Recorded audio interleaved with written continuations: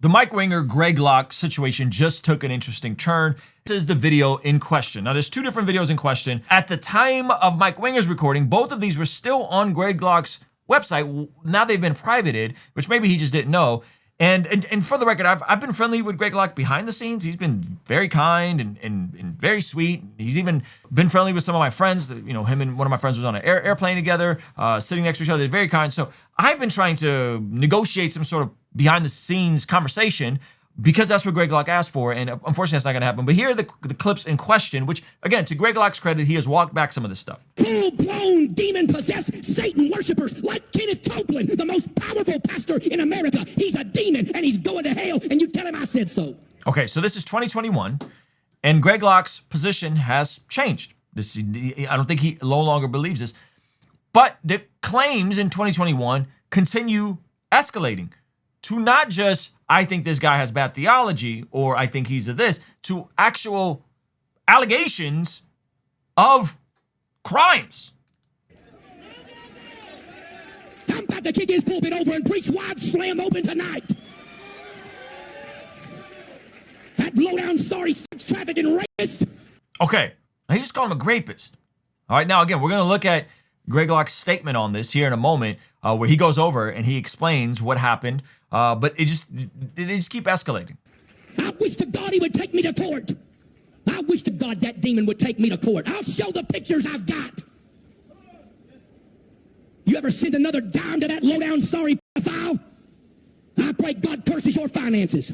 Okay, so he said, I will show the pictures I got. That's what he said. He says he has pictures, as in, that sounds like there's pictures in his possession.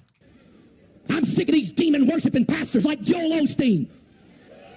Look, I'm just going to say it tonight. I don't care what the news media says. Joel Osteen ain't going to sue Greg Locke. I wish you would. Dude's worth so many millions of dollars, it's ridiculous. Why don't they sue the hillbilly preacher? I'll tell you why.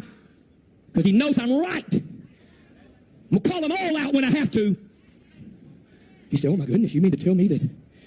Now, I think outside of the obvious, like this is not preaching. This is not exegeting the scripture. This is not a Sunday morning appropriate rant. He's calling out people and hurling really serious accusations. Joel Osteen. I'm no fan of Kenneth Copeland or Joel Osteen, for the record. I mean, I think there's a spectrum there. Okay, I would say, the Benny Hinn's and the Kenneth Copelands. I think Joel Osteen isn't as bad, but I think there's some issues with some of the doctrine, but it's not Kenneth Copeland. So there's a gradient here, and he's just unloading a clip on everybody. He's that way with women? No, I'm here to tell you Joel Osteen's that way with boys. By the way, you ever heard of a dead man switch? A dead man switch. So he's basically saying, I got the red button if anything happens to me. Well, just in case they come and try to suicide me, I got one of them. Let them chase me down. Huh? It'll all go on the internet. Every last drop of it. Tom Hanks, Oprah, and all them files. Okay. So now he's talking about other people, okay? And he says his dead man switch. Now, Mike Winger also played this other video from his conversation. And again, to Greg's credit, he walked some of this stuff back.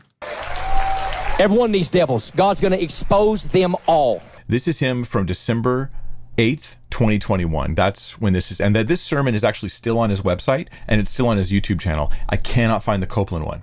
That one I can't find anywhere, although it was from the same pulpit, I believe. Yeah, it was up. They just had a Copeland misspelled in a transcript. At the time of this recording, everything is down and private. Because he has this like wooden unique pulpit. Anyway, you can try to figure out that. I spent plenty of time looking for it. Couldn't find it anywhere. It looks like he removed it. So don't put me on a pedestal, okay? But they ain't gonna come arrest me for none of that nonsense. But I just want to say this. Be careful who you listen to, who you read, and who you watch. Because some of your heroes are going to jail. And I'll go one step further. Some of your heroes are going to hell. Now he's going to talk about Joel Osteen specifically in a second. And you can tell he's sort of deciding in the moment if he's going to mention names or not. At least that's what it looks like. Some of your preaching heroes are going to hell. They've never been born again a day in their life. They are hirelings. They are crooks. And I'm telling you, they are going to drag them out of their pulpits, kicking and screaming in handcuffs. And you can tell Joel Osteen I said so, because he's one of them. He's a... Now he's going to say it again. He's a what? PDF file. Listen to this accusation. This is huge. This is significant. This is about criminal behavior. It's also about harming children. All right. Is it true? I'm not saying for a second that it's true. I just don't know. But Greg Locke, the spotlight is on you. You brought it up. You say you have the evidence. You need to come forward with it. You need to go and do something with this because it's absolutely inappropriate. Now, I've asked you to talk. Okay, let's jump ahead. Pressure that he might do the right thing. Pedophile and a crooked, everybody knows it, and I don't care how mad you get. Everybody knows it? Like, okay, I don't know it. You can leave anytime you want to. Joel Osteen belongs in prison. Okay, these are serious accusations. And if that makes you nervous, you can go to First Baptist or Joy or any other church in this town. Huh? He's taking shots at other churches in his town. I'm telling you, you mark my word right. I'll step down as your pastor if it ain't true, I'm telling you right now. I'll stop preaching if what I'm telling you is not true. Okay.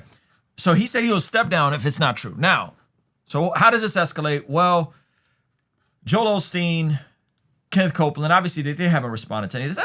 And for the record, listen, I don't think that this is true. Okay, I think I have a lot of issues with those guys, but I don't think this is true, from my humble opinion. So Greg Locke then posts, after Mike Winger does a response to him, Greg Locke then saying, hey man, like, what's up with these videos, right? Greg Locke posts, I challenge Mike Winger to a live sit down, like actually together in the same room. We can use both of our platforms to stream it, YouTube, Facebook, Instagram, Rumble, all of them, uncut, raw, nothing limits, straight Bible. What about it, Mike? You purposely tried to destroy lives, ministries and reputations, including my own, with situations you know nothing about. You act cute and calm beyond all your heavily edited videos. It's so funny because Mike Winger's videos are not edited. Most of them are one takes. This video is mostly a one take. We might have clipped out some mistakes here or there, but generally, like, these aren't heavily edited videos. Neither here nor there.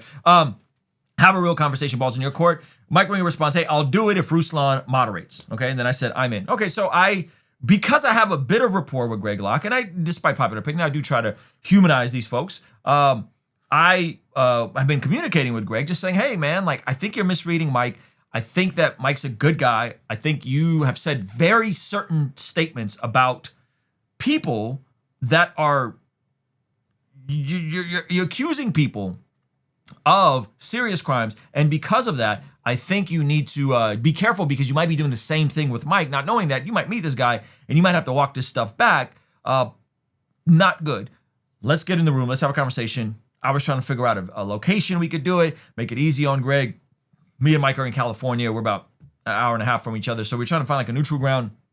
So Greg challenges him and Mike Winger says, yeah, I'm willing to do it if we could have a moderator. And I told Greg, I said, hey, let's bring in someone you're comfortable with. Let's find someone you're comfortable with that you feel like will be a good voice because he's going to think that I'm on Mike's side. And this is which I am, right? Like, I think Mike does good work, like, period. Okay. Mike does good work. He doesn't just do call out stuff. He doesn't just do explosion, heresy hunter stuff. The things that made Mike popular was his in-depth Bible studies. Stuff like his 11-hour video on women in ministry. He's been wanting to get back to his Hebrew series. So Mike does good work. Mike is one of the reasons why I do Christian YouTube now, is because I was serving in a local church.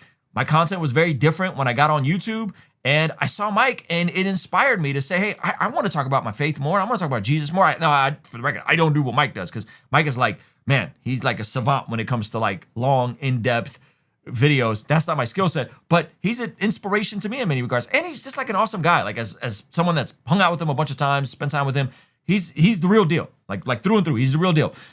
So Mike accepts the challenge, and Greg, unfortunately, backs out from the challenge after issuing the challenge, which is probably wise on his part. And to his credit, he explains where these allegations came from, okay?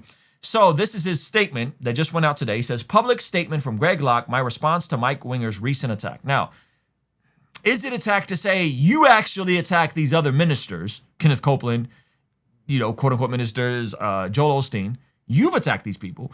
And hey, if these things are true and you have evidence, you need to come forward, because now it seems like you are potentially covering up stuff. And if you guys don't know, clergy in most states are mandated reporters. That means if they know something of this nature, including children, has happened, you have to report it. Okay. And remember what Greg Locke said. He said, if these things are not true, I'll step down as your pastor.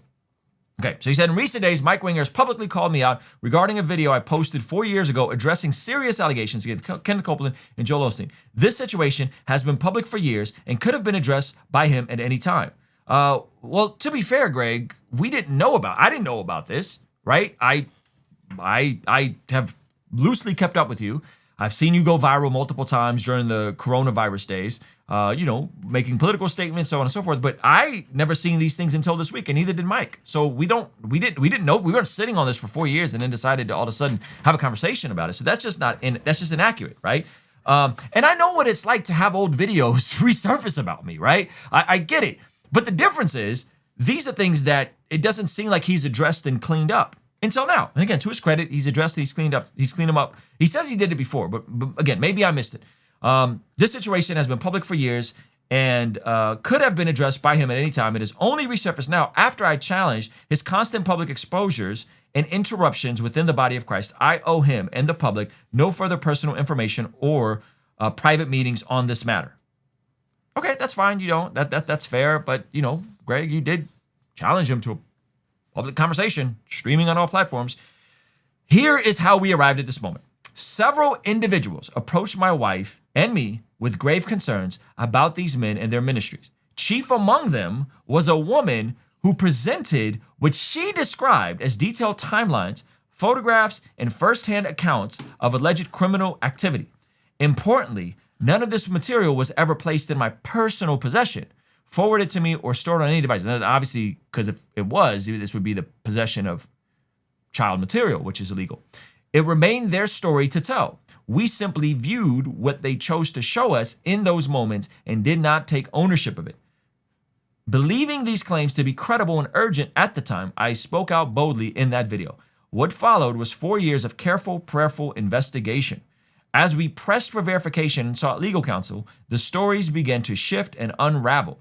Key details changed, commitments were withdrawn, and it became clear that my voice had been leveraged because of my public platform and reputation for boldness. I was not given the truth. I was being used as an amplifier. Now, my question, and I've asked Greg this privately, is how do you know this is the same thing that's happening with Mike right now? You came out real strong saying really wild stuff about people 4 years ago, and then you discovered that you were being leveraged. Your voice was being leveraged. And now it seems like you're doing the same thing all over again, except this time, instead of saying, hey, yeah, Mike's pointing out some real concerns, you are attacking Mike because of the people he's attacking. Or I don't even think he's attacking them, exposing, whatever you want to call it, right? And so I think this is the same thing that's happening. I think Greg has a very all or nothing approach to these sorts of things, and I think now he's coming after Mike, and I don't think it's right. And I've said this to him privately. I've said this to him publicly. I don't think it's right. I don't think Mike is who he's made Mike out to be in his head. Mike is not a villain in this story. He says, I have owned this publicly. Okay, that's news to me. Probably news to Mike. I didn't know you owned this publicly. On multiple occasions, I have stood before our church and repented for speaking where I should have first verified. Privately, I have sought reconciliation with a number of the individuals and families involved. 22 years ago, I wrote a book sharply critical of Benny Hinn. A few years ago, I sat with him face to face, apologized, and discovered a man far different from the caricature I had helped perpetuate. Okay, so this is my opinion. I think in him overcorrecting with the Benny Hinn situation, maybe, I don't know, I didn't read his book. I don't know what the book was about. I don't know what he said about Benny Hinn. I don't know what was true or wasn't true. But perhaps what's happening is he was on the opposite end of the extreme. From my understanding, he was a fundamentalist, Baptist, cessationist, and then now has gone the other extreme of being a charismatic. And one of the people that people look up to in the charismatic circle is Benny Hinn. So he swung from one extreme and now to the other extreme where he has this desire to defend these people without really sitting with the information of how bad some of these situations are. And with Benny Hinn particularly, this is someone that's repeatedly made false prophecies. And I have friends that are friendly with Benny Hinn, that call Benny Hinn friends. And my question to them has always been, how many prophecies is too many false prophecies? If Benny Hinn was in your local church and he was prophesying over people, how many false words would he get until you would have to sit him down? And if you wouldn't allow this in your local church, why are you comfortable with someone like this having a national platform?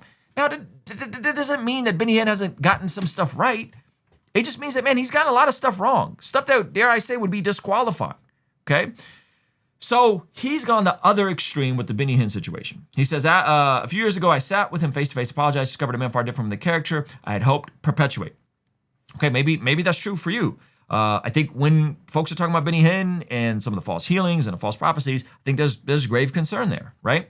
The same spirit of humility and pursuit of truth has guided my private efforts over these past 4 years. After prayerful counsel with my spiritual advisors, and I'm glad he sought advice on this, I have decided it is not wise to sit down with Mike Winger despite my earlier public challenge on X to do so. Their unanimous recommendation is rooted in a fruitfulness of further engagement on a matter that has already been thoroughly examined, repented of, and largely resolved in private. My commitment remains the same today as it has been for decades. Preach the gospel, protect the flock, and walk in integrity. Where I have been wrong, I have repented. Where I have been misused, I have learned. And where reconciliation is possible, I continue to pursue it quietly and sincerely. Grace and truth to all. Pastor Greg Locke, Lebanon, Tennessee. Okay, and so, of course, for something like this, you're going to get dragged in the comments. So that's the update. I don't think Greg Locke should have poked and messed with Mike Winger. Personally, I don't know how any of this stuff directly affects him. I think this was an overcorrection and perhaps some projection from the days that he was critical of Benny Hinn, and he thinks that what he exhibited back then, which he thinks in hindsight was wrong, is what Mike is exhibiting now. And Mike's not a vindictive, petty man. That's just not who Mike is. There are serious stuff that has been brought to Mike, evidence, witnesses, people signing petitions, and Mike has acted on it. This isn't what Mike wants to do. This isn't something that he sees joy in. And Greg doesn't understand that. He's made Mike out to be the villain, and I don't think Mike's the villain in the story. And I understand that, hey, if once upon a time you were super critical of some of this stuff, and now you're on the other end of the extreme, that someone like Mike could be viewed as this vindictive, petty guy, but that's just not the reality of the situation. Mike has that stuff presented to him. He's acting on it in good faith, and he's doing his best. And this is the part that you guys don't know, and I can't say too much about it, but this is the stuff that is being talked about is the stuff that's public. There's stuff that's private that isn't being talked about. There's stuff that's private that the witnesses aren't ready to come forward yet, okay? That is much worse with regards to cover-up culture than any of the stuff that's public. And so that's the hard part in this, is that I don't think Greg fully understands some of this stuff. And I think he's overcorrecting based on his own experience. And I think he's making Mike a villain, and he shouldn't. So those are my thoughts on this. I was really hoping the conversation would happen. I think it would have been very fruitful. I'm bummed out. I'm sure Mike is going to speak on this as well. But, in my opinion, like, hey, if you say, I'm going to step down as your pastor if these things are false, you've made some serious allegations that were, according to you, proven to be false. And so I think you see someone that, in my opinion, is emotionally dysregulated, constantly making polarizing statements, all or nothing thinking, and, went after somebody that you really shouldn't have went after. If you don't like what Mike's doing, that's fine. You don't have to keep saying and antagonizing him. And that's been a consistent pattern with the way he's been antagonizing Mike on X. And, Mike was like, all right, I'll sit down with you. And, now they're not going to sit down, which is a bummer. And again, the hard part for me is that Greg's been nothing but kind and polite to me behind the scenes. And I would really have loved to see this conversation happen. I think there's a lot of people that got a lot to say to Mike, but very few of them were willing to talk to Mike. It's very disappointing. All right, so let me know your guys' thoughts on this situation. Kind of a wah-wah ending, but I don't know. Maybe someday they'll get to sit down and get to know each other. Let me know your thoughts. Not sure if you know, but I have some live events coming up that are going to be absolutely amazing. Saturday, May 9th, if you're anywhere near Southern California, I am going to be in Beverly Hills at the Fine Arts Theater. It's going to be an amazing time. Come hang out with me. I'll be doing a talk, highlighting some new music, also taking your guys' questions. After that, if you're in Florida, anywhere near Florida, I don't care if you're in Orlando, if you're in South Florida, I'm going to be in Clearwater at the Murray Theater, Friday, May 15th at the Murray Theater. Get your tickets. Tickets for all these are around $30 to $35. And then right after that, I'm going to be in the Southeast. If you're anywhere near the Southeast, particularly, I will be live in Atlanta, May 16th at Center Stage. You can go to RuslanKD.com or use the QR code on the screen. Come hang out with me. We're going to be going Los Angeles, West Coast, SoCal, Florida, May 15th, and then May 16th, Southeast Atlanta at Center Stage. Go to RuslanKD.com. Get your tickets now. Come hang out. Come be in the room. Can't wait to meet some of you guys personally.